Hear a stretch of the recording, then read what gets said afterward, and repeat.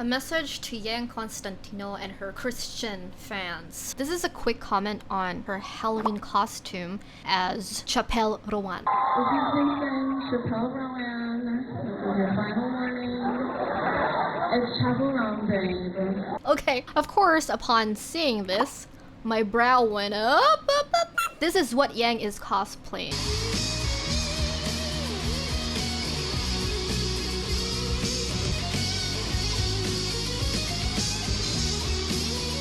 Channeling her inner drag queen. A drag queen opened for me in London named Crayola. I was just getting ready and like my makeup wasn't done yet. And I was like, oh, you know, I'm like you. I need to get my makeup and my clothes on and kind of transform. And then she was like, honey, you're not just getting makeup on, you're a drag queen. And I was like, oh my God. Like that was very altering. There was something that switched. I really have taken that on as an identity. And it's been very freeing to be like, oh, Chapel Rowan is my drag project. And as if dressing up isn't already questionable in and of itself, you can see how crisp this photo is. You really did a photo shoot for this, and you post it quoting a song with a core message that's anti whatever Yang claims to believe in. Track 11, Pink Pony Club. Like it came out, I'm pretty sure like April 2020. It was like the worst time ever to release a gay club song. It still had such an impact. The song is about finding yourself as well as a queer person. What advice would you give to queer fans who are still finding themselves? I would say be gentle. It's like blooming into something that's not linear. I think it took me a second to really wrap my head around queerness. I think that is the case for every queer person. It's stages. Oh, this is who I am. Oh, actually it's not. Maybe I'm not just bi. Maybe I'm actually like more than bi. Maybe I'm pan. Maybe I'm... Yes, Christians are supposed to love people who identify as whatever they want. Lesbian, gay, bi, trans, all of those other stuff represented with a plus sign. And we do that by presenting the gospel so that they can find their identity in Jesus Christ, not in their flesh. What do you do when you associate with them instead of being sanctified, set apart as you were told to do? Oh, drag is just entertainment anyway. No, it's clearly a display of rebellion. It's perversion of God's design. Yang seems to care more about her personal enjoyment and reputation than she cares about Jesus Christ and following his word. She leads praise and worship, oh wow, and then cosplays drag for Halloween. How contradictory can you be? Pick a side. Stop being lukewarm. These Christians are driving me mad. Clearly, what's on their minds are anything but actually taking up their cross and serving Jesus Christ, because taking up your cross every day and serving him is hard. So they just go the easy route, which is dumb. And that's why I thought that the video for this week will be titled Christian Stupidity This Halloween. It's not enough content to yap about, and I did already yap a lot about Halloween on this video, and so I needed some other topic I could write a script on under a day. Fortunately, I stumbled upon something else, and today we're talking about Lady Gaga. When I was younger, I tried to keep up with the Gaga fever. Not because I was a fan, but because she was a hot topic amongst my peers. Her theatrics, spectacle, artistry, whatever you might call it, I knew most of what the public knows. I remember the meat dress, the super tight bodysuit that just didn't show the shape of her privates, but actually slid into her... I don't want to get graphic. Don't look it up. I've seen photos of the spirit cooking dinners, her discipline exercises with Marina Abramovic. I don't know how to pronounce that, if I pronounce that correctly, but yeah, the well-renowned female performance artist. Kind of lost track of her for a good while until this song came out. I saw Christians point out the Gnostic or even Luciferian imagery in the music video. And take note of this because more on that later. The word itself being a magic word. Around this time too, Gaga did an SNL skit that was a literal demonstration of human sacrifice. And those of us who choose to take it for what it is are called to have satanic panic. No, we will eat the rest of your friend, but her heart is on the house.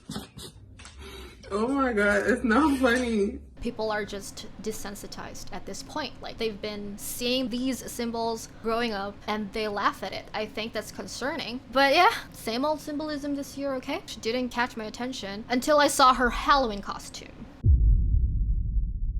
The one thing about Gaga is she's quite clever. Like, she knows how to answer in interviews. There's that rumor that you had a male appendage, that you were a hermaphrodite, and you joked about it on the stage last night. Maybe I do. Will it be so terrible? Why the hell am I going to waste my time and give a press release about whether or not I have a penis? My fans don't care, and neither do I. She knows how to talk to people. She knows how to address her fans properly. Thank you so much for coming to the Chromatica Ball, and we really tried to finish the show tonight. We couldn't, because even when the rain sort of stopped, there was lightning that was striking right down to the ground, so close to us, and I've always wanted to be like that hardcore bad bitch, but what I really want is to also be responsible and loving, and I don't know what I would do if anything happened to anybody in the audience or to any member of my crew, my band, my dancers. What I do find interesting is that despite her encouraging people to overcome life as she had overcome it herself, she claims to, that despite her trying to speak life to people, what's more worth it to me is life. Her art, on the other hand, brings you somewhere else devoid of it.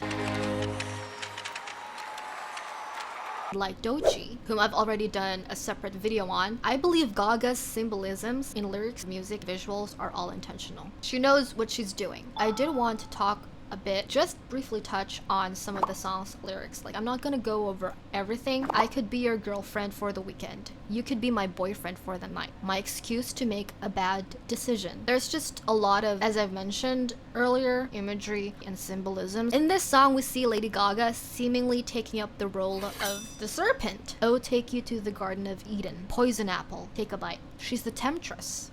This is no ordinary apple. But, again, in light of Gnosticism, that's not a bad thing. She's merely the serpent who reveals the false god in order to free humanity. In Luciferian philosophy, the serpent is the liberator. In both beliefs, Lady Gaga, who is singing in this song, she's actually the hero. We can also see how she has reduced the Garden of Eden into merely a place of temptation. When Adam took the bite, called the fall, in light of this anti-Christian beliefs, sin is actually freedom. That's a really simple way of putting it out, but there's more to that. There's a lot to unpack here, just trying to get a point across.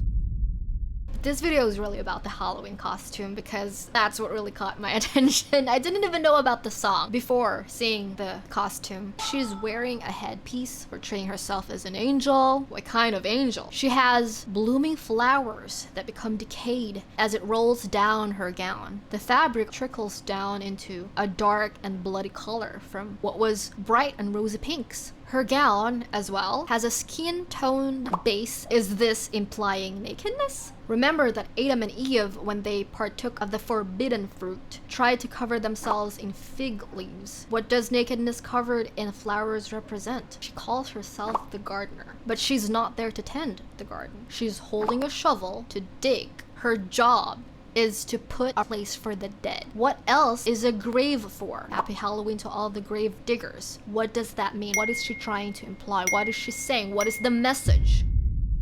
I'd never really paid attention to it so much till one of our church teachers, who is also my brother, and whom I've given a shout out for the nth time on this super young channel, emphasized to us the significance of Mary Magdalene mistaking Christ as a gardener. This is post-resurrection. Christ has risen from the dead. Christ has already overcome death, and he chose to show himself as being alive and well first to Mary Magdalene. It's a very beautiful story because Mary Magdalene was not a chaste woman, and she's a woman to begin with. There's so many layers to that as well, but I'm not gonna go deeply into those for this video. Jesus saith unto her, Woman, why weepest thou? Whom seekest thou? She, supposing him to be the gardener, saith unto him, Sir, if thou hast borne him hence, tell me where thou hast laid him, and I will take him away. This is a symbol of Christ as the gardener of the restored Garden of Eden. Not a garden of death, not a graveyard, but a restored paradise, the new Eden. This is such a huge contrast from what is being portrayed